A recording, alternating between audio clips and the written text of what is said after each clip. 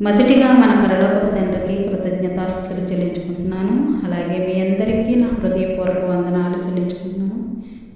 ఆదికాండము 18వ అధ్యాయం మొదటి వచనం నుంచి ఆఖరి 33వ వచనం వరకు చదువుకుందాం. మరియు మమ్రే దగ్గరనున్న సింధూర వనములో అబ్రహాము ఎండవేళ గుడారపు ద్వారమందు కూర్చుని ఉన్నప్పుడు యెహోవా అతనికి కనబడెను. అతడు కనులెత్తి చూచినప్పుడు 3 మనుషులు అతని ఎదుట నిలువబడి ఉండిరి.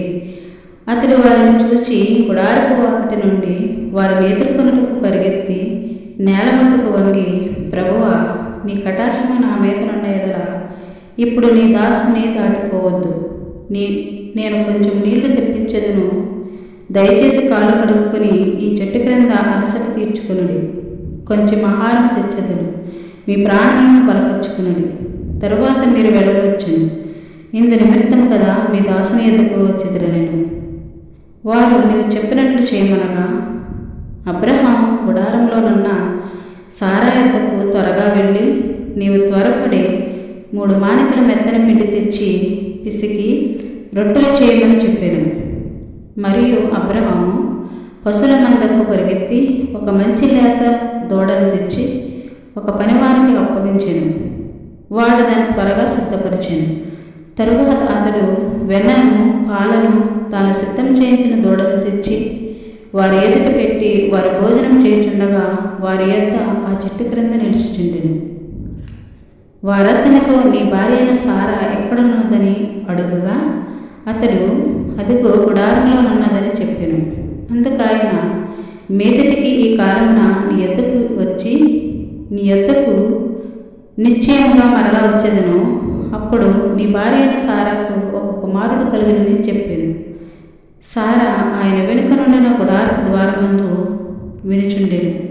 అబ్రహామును సారాయును బహుకాలం గడిచిన వృద్ధులై ఉండిరి. స్త్రీ ధర్మము సారాకు నిలిచిపోయిన గనుక సారా, నేను బలము ఉడిగిన దానినైన తరువాత నాకు సుఖం కలుగున, నా యజమానుడు వృద్ధుడై ఉన్నాడు కదా అని తనలో నవ్వుకొనెను.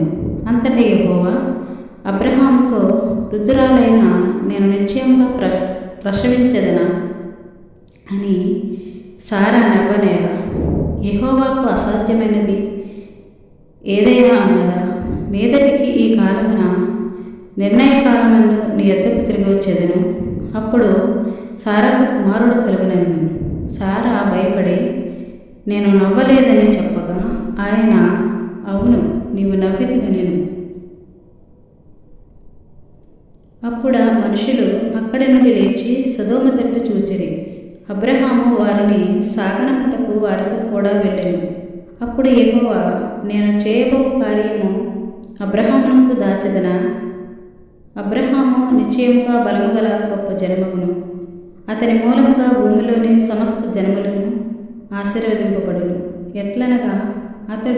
ఎట్లనగా యెహోవా అబ్రహామును గూర్చి చెప్పినది అతనికి కలుగజేయనట్లు తన తరువాత తన పిల్లలను, తన ఇంటి వారును నీతి న్యాయములు జరిగించుచు యెహోవా మార్గమును గైకొనుటకు అతడు వారికి ఆజ్ఞాపించినట్లు నేను అతనిని నెరిగి ఉన్నానెను. మరియు యెహోవా సొదొమ కుమారులను గూర్చిన మరో గొప్పది గనుకను, వాటి పాపము బహుభారమైనది గనుకను, నేను దిగిపోయి నా ఎద్దుకు వచ్చిన ఆ మొర చొప్పుననే వారు సంపూర్ణంగా చేసిరో లేదో చూచెదను. చేయని ఎడల నేను తెలుసుకుందునెను. ఆ మనుషులు అక్కడ నుండి తిరిగి సొదొమ వైపుకు వెళ్ళిరి. అబ్రహాము ఇంకా యెహోవా సన్నిధిని నిలుచుచుండెను. అప్పుడు అబ్రహాము సమీపించి ఇట్లనెను, దుష్టులతో కూడా నీతిమంతులను నాశనము చేయుదువా? ఆ పట్టణంలో ఒకవేళ 50 మంది నీతిమంతులుండిన ఎడల దానిలోనున్న 50 మంది నీతిమంతుల నిమిత్తము ఆ స్థలమును నాశనము చేయక కాయవా? ఆ చొప్పున చేసి దుష్టులతో కూడా నీతిమంతులను చంపుట నీకు దూరమవునుగాక. నీతిమంతుని దుష్టునితో సమముగా ఎంచుట నీకు దూరమవుగాక. సర్వలోకమునకు తీర్పు తీర్చువాడు న్యాయం చేయడా అని చెప్పినప్పుడు యెహోవా సదోమ పట్టణంలో 50 మంది నీతిమంతులు నాకు కనబడిన ఎడల వారిని బట్టి ఆ స్థలమంతటిని కాయుదుననెను. అందుకు అబ్రహాము, ఇదిగో ధూళియు బూడిదనైన నేను ప్రభువుతో మాట్లాడ తెగించుచున్నాను. 50 మంది నీతిమంతులలో ఒకవేళ 5 తక్కువైతే 5 తక్కువైనందున ఆ పట్టణమంతయు నాశనం చేయుదువా అని మరలా అడిగాను. అందుకు ఆయన, అక్కడ 45 నాకు కనబడిన ఎడల నాశనం చేయనను. అతడింకా ఆయనతో మాట్లాడచ్చు, ఒకవేళ అక్కడ 40 మందియే కనబడుదురేమో అనినప్పుడు ఆయన ఆ 40 మందిని బట్టి నాశనం చేయకూడదని చెప్పగా, అతడు, ప్రభు కోపపడని ఎడల నేను మాట్లాడేదను, ఒకవేళ అక్కడ 30 మందియే కనబడుదురేమో అనినప్పుడు ఆయన అక్కడ 30 మంది నాకు కనబడిన ఎడల నాశనం చేయనను.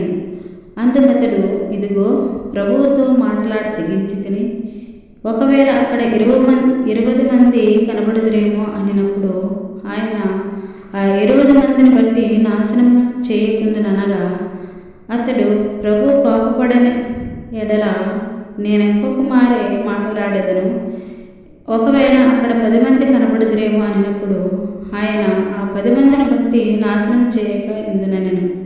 యెహోవా అబ్రహాముతో మాట్లాడుట చాలించి వెళ్ళిపోయాను. అబ్రహాము తన ఇంటికి తిరిగి వెళ్ళాను. ఈ కొద్ది వాక్యము మన అందరి హృదయాల్లో ఉంచునుగాక. ఆమేన్. మిమ్మల్ని అందరినీ దేవుడు దీవించి ఆశీర్వదించునుగాక. ఆమేన్.